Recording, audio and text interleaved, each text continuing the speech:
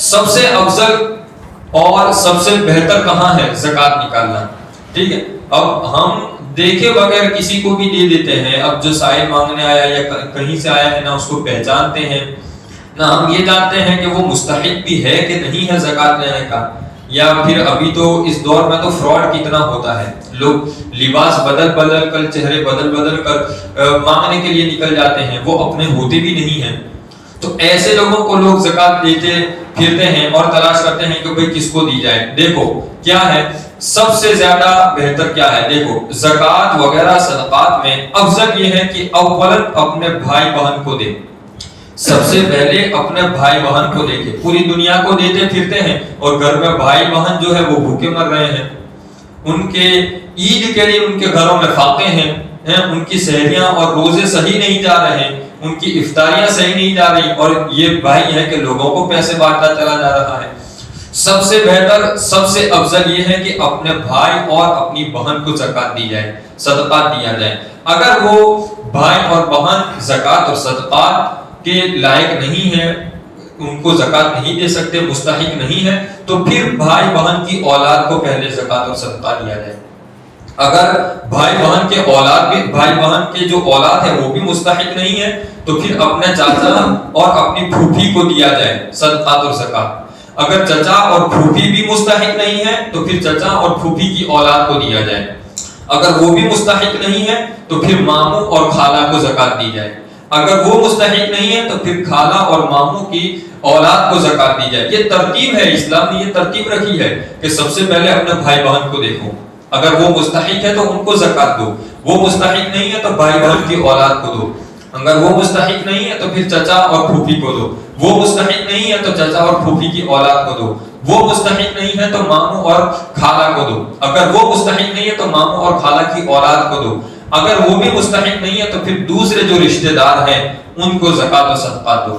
ان میں اگر کوئی نہیں ہے تو پھر اپنے پڑوسیوں کو دیکھو, اپنے پڑوسیوں کو دیکھو, اپنے پیشہ والوں کو دیکھو. ہم جو کاروبار کرتے ہیں, جہاں کمپنی میں کام کرتے ہیں, جس دکان میں کام کرتے ہیں, کہیں کارخانے میں کام کرتے ہیں, تو اپنے پارٹنر کو, اپنے ساتھ کاروبار کرنے والے کو دیکھو کہ وہ مستحق ہے کہ نہیں ہے. ہمارے کارخانے میں, ہماری دکان میں, ہمارے کیا کہتے ہیں کمپنی میں جو مزدور کام کرتے ہیں ان کو پہلے دو.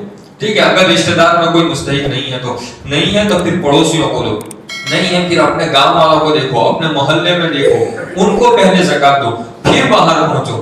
اب یہاں ہمارے رشتہ دار بھوکے مر رہے ہیں, ان کے بیچاروں کے رمضان سحری اور افطاریوں کا ٹھکانہ نہیں ہے, اور لوگوں کو زکوٰۃ دیتے پھرتے ہیں. دیکھو حضور صلی اللہ علیہ وسلم نے ارشاد فرمایا, حدیث پاک میں ہے, نبی پاک صلی اللہ علیہ وسلم نے فرمایا, اے امت محمد, قسم ہے اس کی جس نے مجھے حق کے ساتھ بھیجا ہے. اللہ تبارک و تعالیٰ کی قسم کھا کے حضور نے فرمایا, اللہ تعالیٰ اس شخص کے صدقے کو قبول نہیں فرماتا جس کے رشتہ دار اس کے سلوک کرنے کے محتاج ہو اور یہ غیروں کو دے.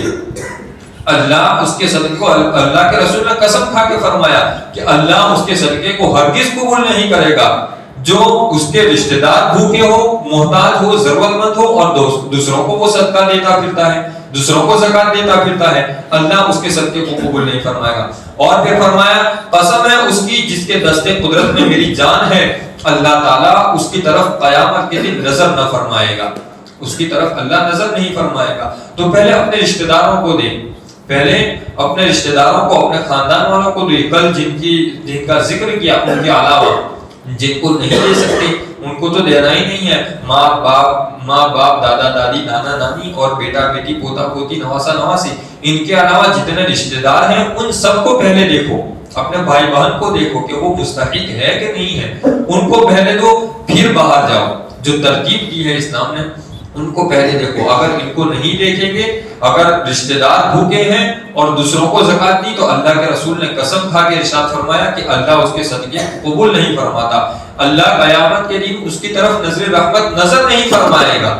لوگوں کو صدقہ دیتا پھرتا ہے, گھر والے تو بھوکے ہیں, گھر والے تو محتاج ہیں, گھر والوں کو تو اس کی ضرورت ہے, اور تو لوگوں کو کیا کہتے ہیں نام کمانے کے لیے پیسہ دیتا پھرتا ہے.